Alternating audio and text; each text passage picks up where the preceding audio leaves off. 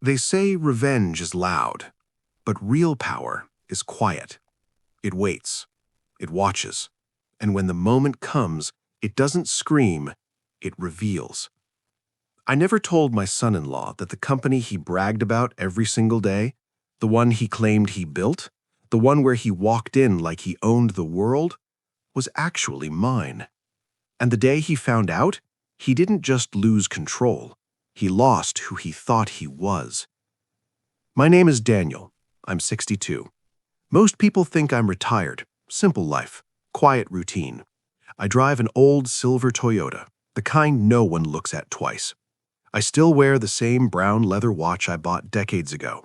I buy my own groceries, pay in cash. No social media, no noise.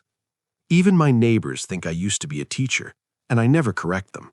There's a strange kind of freedom in being underestimated.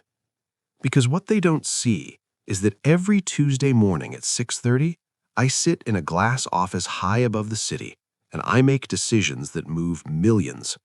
Quiet decisions, invisible power.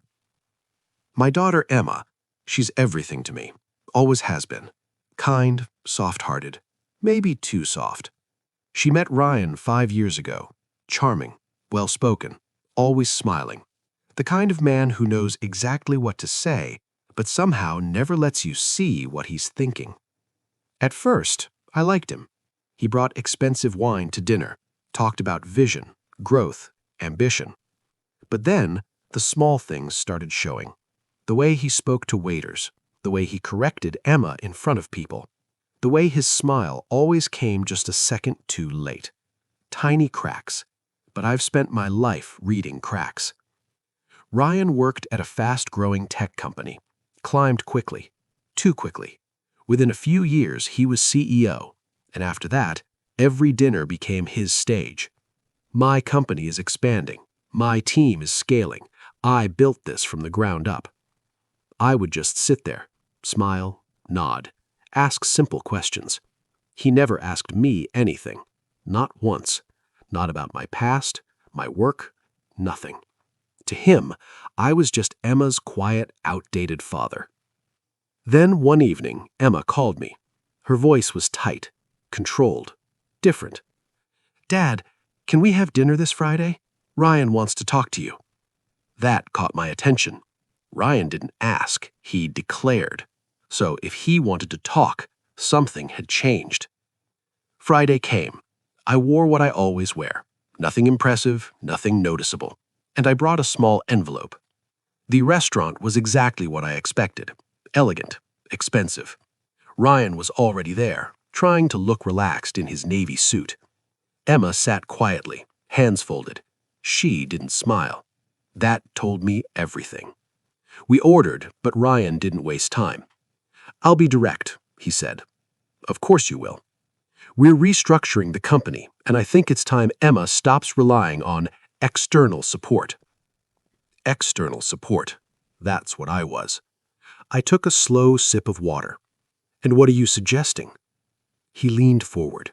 "This needs to stop. It doesn't look good. Financial dependency at her age." Emma looked down. That hurt more than his words. Then he added casually, "I've built everything I have. I believe in independence." That's when I slid the envelope across the table. No drama, just a quiet movement.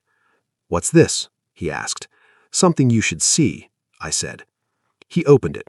Inside was a document, plain, simple, legal. Ownership records, signed, my name. At first, nothing, just confusion. Then he read it again, slower this time. His posture shifted just slightly. I leaned back. "You said you built the company," I said softly. "You didn't." A pause. "I did." Emma looked up, eyes wide. Ryan blinked like his brain was catching up to reality. "I started it 14 years ago," I continued. "Built it quietly. Stepped back publicly. Let others take the spotlight. People like you." That hit him. "You're not the owner, Ryan," I said. "You're an employee." Silence filled the table. "And the support you want to cut off," I added, almost gently, "that comes from the person who signs your paycheck." He didn't explode. That's what most people expect. But no, he didn't shout, he didn't argue, he just shrank. "I didn't know," he said. "You never asked." That was the moment. Not loud, not dramatic, just truth placed exactly where it needed to be. Emma started crying, quiet tears. Not pain, something else.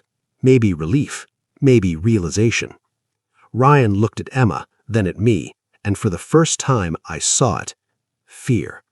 Not of losing money, not of losing status, but of losing control. Dinner ended without a scene. No raised voices, just quiet consequences. A week later, Ryan requested a meeting, in my office, not as family, but as a CEO speaking to an owner. His tone was different, his posture changed. Respect had finally arrived, but his arrogance hadn't survived the trip. I didn't fire him. I could have. It would have been easy. But easy doesn't teach anything. So I let him stay. And every day he walks into that building knowing the truth, knowing exactly who he works for. As for Emma, she changed too. Stronger now, more aware, closer to me in a way that matters. Because in the end, this was never about money.